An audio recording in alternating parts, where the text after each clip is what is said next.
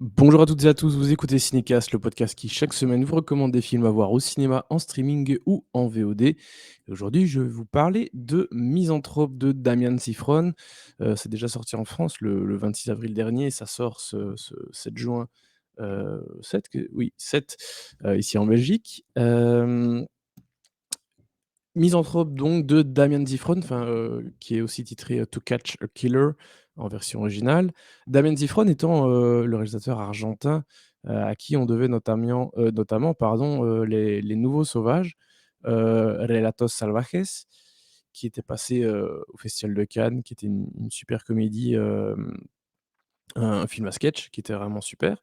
D'ailleurs, Damien Zifron était, ju dans le jury, de la compétition du Festival de Cannes cette année. Son film était sorti donc juste avant dans les salles françaises. Avant de rentrer dans les détails, je vous lis déjà le synopsis où il est question en fait d'Eleanor, une, jeune enquêtrice au lourd passé qui est appelée sur les lieux d'un crime de masse terrible. La police et le FBI lancent une chasse à l'homme sans précédent, mais face au mode opératoire constamment imprévisible de l'assassin, l'enquête piétine. Eleanor, quant à elle, se trouve de plus en plus impliquée dans l'affaire et se rend compte que ses propres démons intérieurs peuvent l'aider à cerner l'esprit de ce tueur si singulier. On en discute un peu plus en détail après la bande-annonce.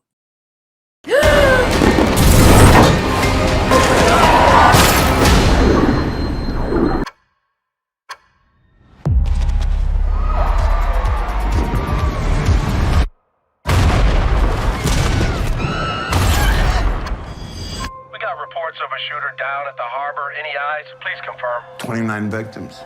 Every shot found its mark. No casings, not a single stray hair or fingerprint. He didn't come here to die, and he does not want to be found. We're gonna disappoint him.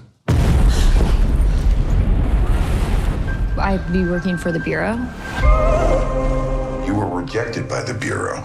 It was your psychoval that did you in. Aggressive, addictive, antisocial. This is the profile of people we arrest, not hire. I think Voilà pour l'extrait. Alors comme vous avez pu, l'entendre dans la bande-annonce, le personnage incarné par, Shailene Woodley, donc Eleanor, avait été rejeté par le FBI. Elle avait été refusée quand elle avait postulé, un peu moins de 10 ans auparavant. Et puis finalement elle a rejoint la police. Et puis voilà qu'elle va être donc, mise à contribution sur cette enquête, parce qu'elle a été une des 1res flics, sur place. Mais bon, son rôle n'a pas été, si important que ça, au moment même de cette première tuerie de masse. Mais rapidement le responsable du FBI, qui est donc incarné par, Ben Mendelsohn, va remarquer un peu ses aptitudes et se dire que, bah, ce serait peut-être bien une bonne recrue, hem, pour en tout cas cette enquête-là.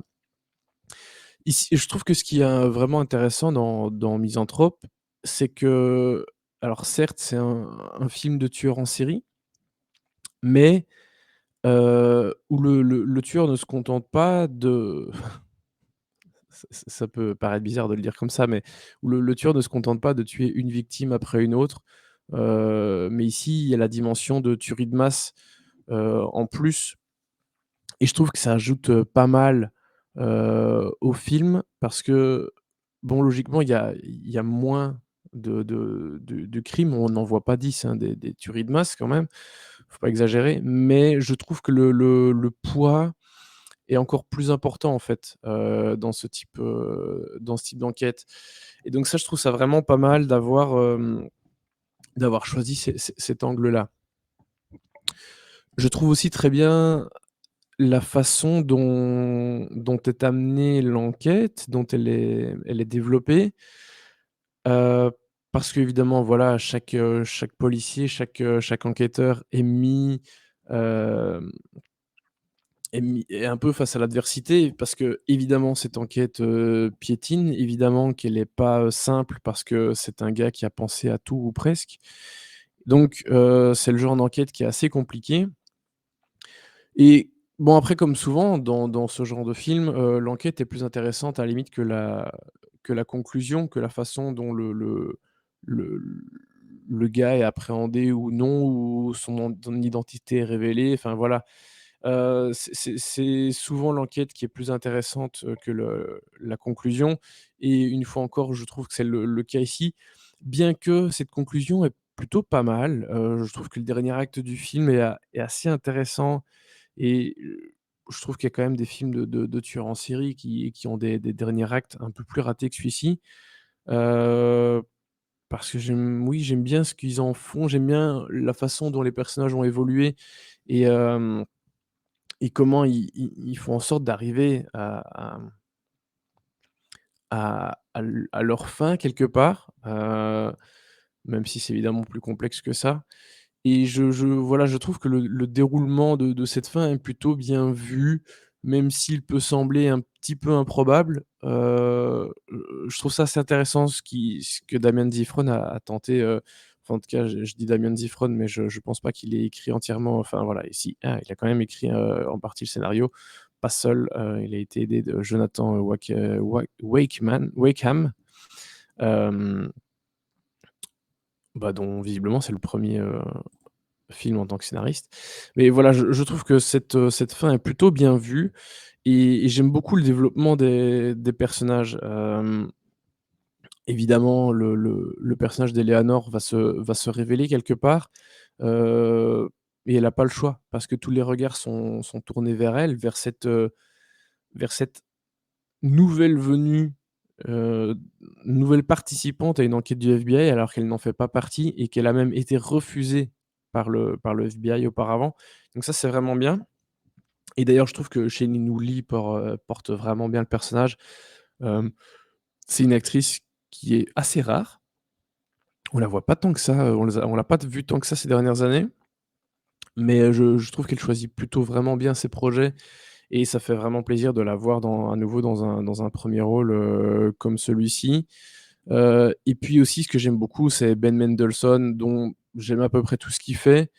Mais c'est vrai que, il est souvent associé à des bad guys et donc le voir ici dans un rôle d'enquêteur, du FBI, je trouve ça plutôt sympa. Ça change de le voir dans un rôle, un peu plus gentil. Bien qu'évidemment, voilà, ça reste un enquêteur du FBI, donc il est dur, il a un certain niveau d'exigence, mais voilà, c'est un bon gars, donc ça fait plaisir de le voir dans ce type de rôle aussi et globalement, tout le casting est vraiment bien, Giovanna Depo, très, très cool, Ralph, Ineson, qu'on connaît bien, notamment des films de Robert Eggers, hein, de Northman et puis surtout de Witch. Bah, il est au top, bien qu'on le voit plutôt, dans la dernière partie que dans le reste du film, mais non, il est très bien et il est une sacrée présence, donc c'est ça qui est évidemment parfait pour ce type de film. Je trouve ça plutôt bien réalisé, et j'étais assez surpris de voir Damien Zifron réaliser un film pareil d'ailleurs, parce que même si il y a du drame, il y a de la tension, dans Les Nouveaux Sauvages, enfin dans certains segments des Nouveaux Sauvages, il y avait toujours, ce côté, surréaliste et très cynique et ici, bah, du coup, on a complètement retiré le cynisme. On est dans quelque chose de plus, 1er degré et plus sérieux et de plus nerveux aussi et ça fonctionne vraiment très, très, très bien. Donc je trouve que, voilà, Damien Zifron a fait un super boulot à la mise en scène et ça me fait très plaisir de le voir, réaliser ce genre de choses, et d'avoir réussi, l'exercice en l'occurrence. Donc voilà, pour moi, Misanthrope, donc To Catch a Killer, ça a été plutôt une très bonne surprise. Voilà, c'est vraiment un très bon thriller. Je pense qu'il doit être encore dans les salles en France parce qu'à mon avis, le film doit bien marcher. Il a vraiment de bons échos, de bons retours, de bonnes critiques, depuis sa sortie. Donc voilà, je pense que vous devriez encore le trouver dans les salles en France et voilà, c'est disponible dans les salles, belges dès ce 7 juin et pour ma note, ce sera un très bon, 3 étoiles, 3 étoiles et demie même, voilà, 7,5/10, hein, si vous voulez, un équivalent. Donc voilà, je vous recommande vivement d'aller voir Misanthrope to Catch a Killer. Sur ce, je vous dis à très bientôt pour de nouvelles critiques et n'hésitez pas évidemment à suivre le podcast sur toutes les plateformes et les réseaux sociaux. À très vite pour de nouvelles recommandations.